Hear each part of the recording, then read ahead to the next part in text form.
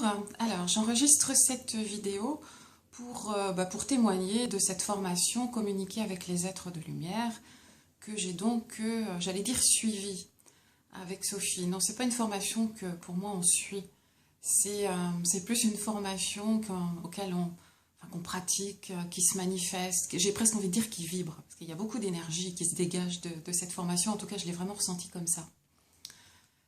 Si je devais vraiment résumer ce qu'elle m'a apporté, ça a été pour moi très très important dans la mesure où elle m'a aidé à passer un palier, à traverser un pont. Je vous expliquerai tout à l'heure parce que cette représentation du pont m'a vraiment accompagnée tout au long de la formation. Maintenant, ce que j'ai envie de dire, pour que ça ait plus de sens en tout cas pour vous, peut-être vous expliquer un petit peu plus pourquoi je suis arrivée en fait à cette formation, ce qui m'a amenée là. Et puis ensuite, donc j'expliquerai les outils, ce qui m'a le plus marqué et ce que ça m'a concrètement apporté. Dans ma vie, la dimension spirituelle, elle a toujours été extrêmement importante. Et ça, c'est depuis, je crois que ma première expérience forte, je pourrais dire, de reliance à une forme de grâce. Elle date j'avais 10 ans à peu près. Et le cheminement spirituel et le développement personnel a commencé dans ma vie en 1995. Et on est en 2017, donc vous voyez, ça fait quand même une route. Ça veut dire que j'ai été voir dans différentes thérapies, différents registres, et que j'ai aussi accumulé beaucoup d'outils. Il n'empêche que dans cette formation, j'ai trouvé d'ailleurs des outils différents, des outils que je ne connaissais pas, ce qui est toujours intéressant d'élargir, d'ouvrir encore sa palette. Et il n'empêche que tout ce cheminement qui m'a appris beaucoup, qui m'a enrichi, j'arrivais à un stade de ras-le-bol complet, ras-le-bol de vivre toujours des hauts, des bas, un peu ces montagnes russes que je sais d'autres vivent, bien évidemment, je ne suis pas toute seule à vivre ça. Mais là, j'arrivais presque à un point de non-retour qui m'amenait parfois à des situations même je pouvais aller jusqu'au désarroi. Et en même temps, ces 2-3 dernières années, un fort sentiment d'urgence. Une urgence presque vitale. Alors c'est aussi dans l'air du temps, parce qu'il se passe beaucoup de choses, et c'est un peu comme si on était poussé à nettoyer, à purifier, à ouvrir la conscience, à ouvrir le cœur. Mais vraiment, moi je le vivais avec un sentiment d'urgence très fort. Et ces 3 dernières années, j'ai beaucoup été du côté du Reiki, de toutes les techniques psycho-énergétiques, je suis aussi maître Reiki. Et tout ça, ça m'a beaucoup apporté. Et il me manquait encore, voilà, quelque chose. Je sentais que j'avais bien avancé, qu'il en restait pas beaucoup, mais que ça continuait quand même à bloquer. Et donc toujours cette insatisfaction de fond. Et en début d'année, là nous sommes au mois de novembre, en début d'année, quand j'ai vu les vidéos de Sophie, les premières vidéos, ça a été mais vraiment comme une évidence pour moi. J'ai pas été forcément beaucoup analyser ou réfléchir sur le contenu, vraiment ça s'est presque imposé à moi, posé comme une évidence. Et que c'était cette formation et pas une autre. Une chose aussi importante, une difficulté que j'ai rencontrée, qui est encore présente, mais vraiment maintenant de façon très atténuée, qui est en train de se résoudre par elle-même, c'est une problématique d'incarnation.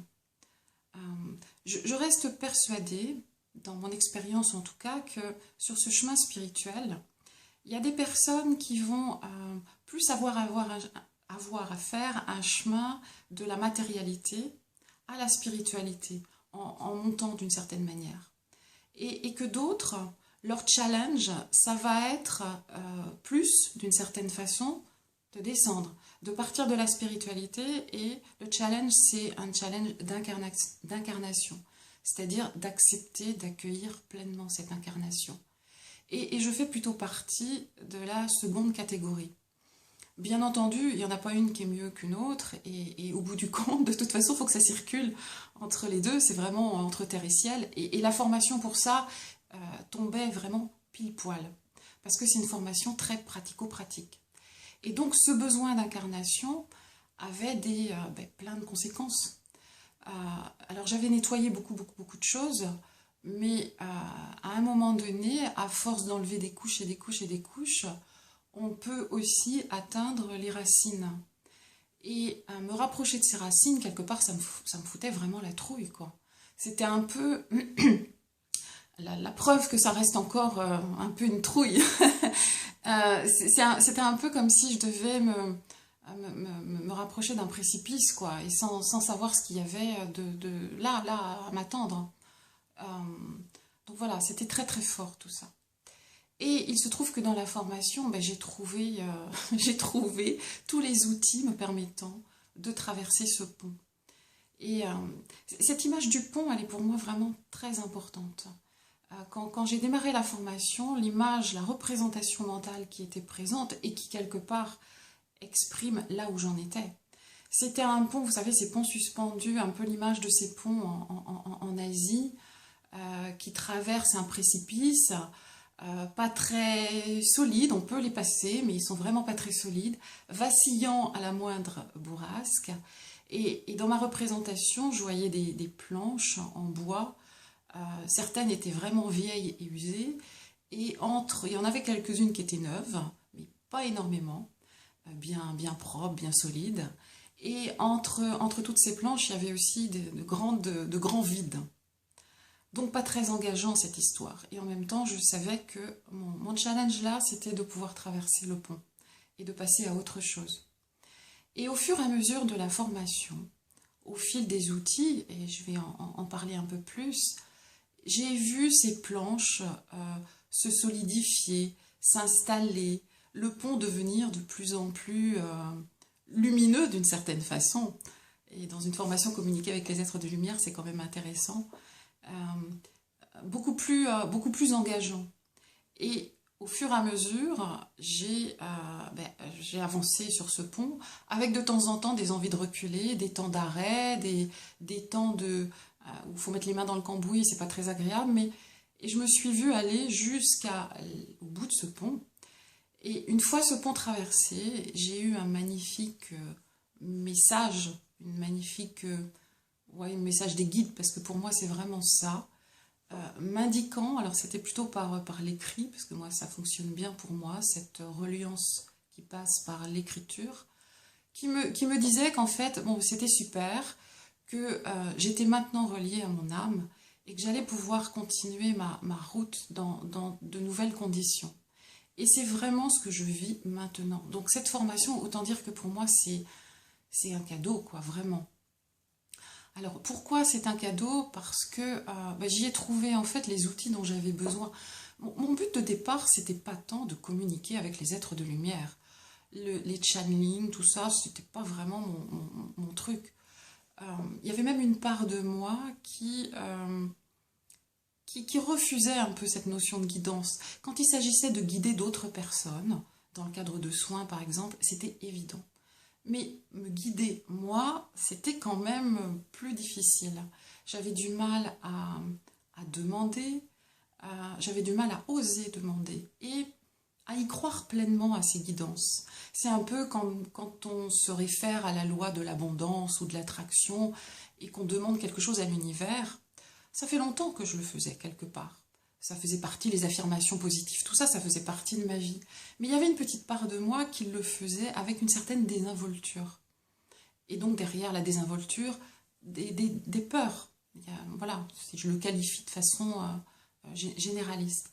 Et dans la formation, j'ai trouvé des outils, alors différents outils, mais je crois que ce qui m'a le plus porté, ce sont les channelings. Parce que ces channelings, donc ces communications que Sophie a avec ses propres êtres qu'elle canalise, donc Maître Saint-Germain et puis Marie-Madeleine, vibratoirement pour moi ont été très forts. Et sur une route spirituelle, je pourrais même dire qu'ils ont un peu l'effet des enseignements d'un maître ou l'effet des enseignements qu'on peut trouver dans un bon bouquin, un bouquin digne de ce nom, simple, où tout est très simple et en même temps, vous allez relire ce livre, peut-être à des mois ou des années d'intervalle, et vous allez y trouver autre chose. vous allez y trouver plus de profondeur, ou ça va venir vous toucher à un autre endroit, à un endroit qui n'a peut-être pas encore été exploré. Et de même qu'un maître, parfois ce qui est dit, très souvent d'ailleurs, c'est d'une grande simplicité, d'une grande limpidité. Et en même temps, en réécoutant ces mêmes mots, ils viennent toucher, ils viennent vibrer, ils viennent agir. Et ces channelings ont vraiment eu l'effet pour moi de cette reliance qu'on peut avoir à un maître quand on suit un enseignement ou d'un livre ou d'un enseignement autre. Cette qualité à toucher en profondeur et donc à faire un travail, à aider. C'est vraiment au niveau énergétique que ça se passe tout ça. Donc ça s'est passé pour moi parfois avec de grandes prises de conscience, des prises de conscience, puis il y a aussi des outils très concrets pour travailler des blocages, des émotions, tout le registre des ombres, des mémoires karmiques. Il y a vraiment des outils très très complets et ça tombe bien parce que moi j'avais besoin aussi de tout ce panel d'outils, pas seulement une direction, mais vraiment de tout ce panel. Et puis donc ces vibrations, c'est dans les channelings. Je crois que c'est vraiment ce qui m'a porté le plus.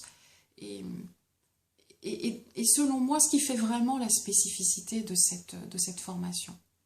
Je pourrais donner plein de qualités à cette formation parce qu'elle est aussi, outre le côté concret pratique, il y a aussi des outils d'enracinement et par rapport à ce que j'exprimais tout à l'heure de difficultés d'incarnation, l'enracinement est important. Et j'y ai trouvé autre chose par rapport aux outils que j'avais déjà. Je pratiquais déjà la méditation, de la sophrologie, des techniques d'ancrage, j'en avais déjà. Mais j'avais encore besoin comme je vous disais tout à l'heure, il me manquait quelque chose. Et c'est vraiment cette articulation entre les outils et ces channelings, ces canalisations qui m'ont vraiment porté à traverser ce pont. Ce que je pourrais dire autrement, c'est que ça m'a aussi aidé à clarifier ma position par rapport au guide. C'est-à-dire que maintenant, j'étais déjà guidée depuis très très longtemps. Je le savais sans avoir vraiment envie de l'accepter complètement. Maintenant, c'est une évidence complète. Et donc, tout est beaucoup plus simple parce que accepter le fait d'être guidé, ça veut dire que déjà, on n'est jamais seul d'une certaine façon.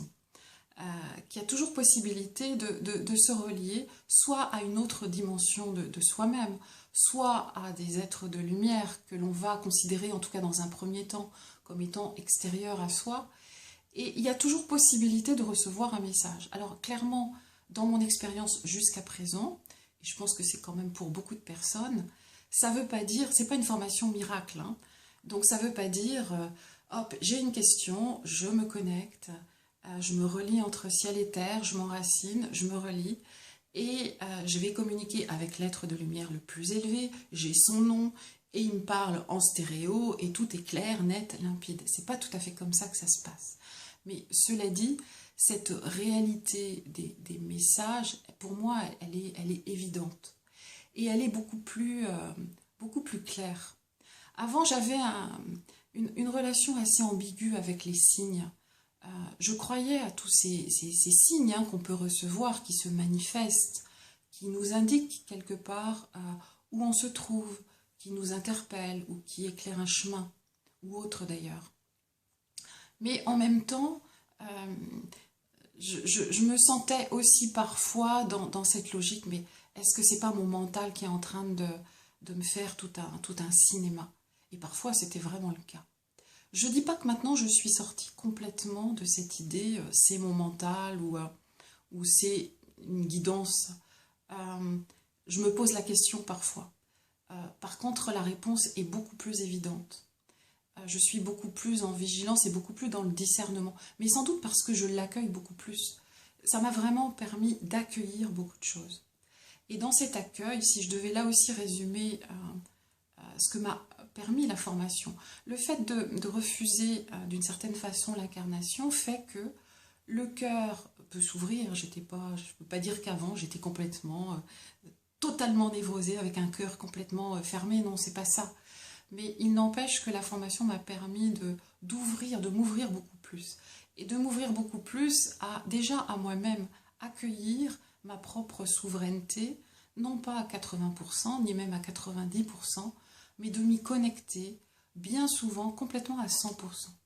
Et accueillir le maître en soi, ça simplifie mais plein de choses.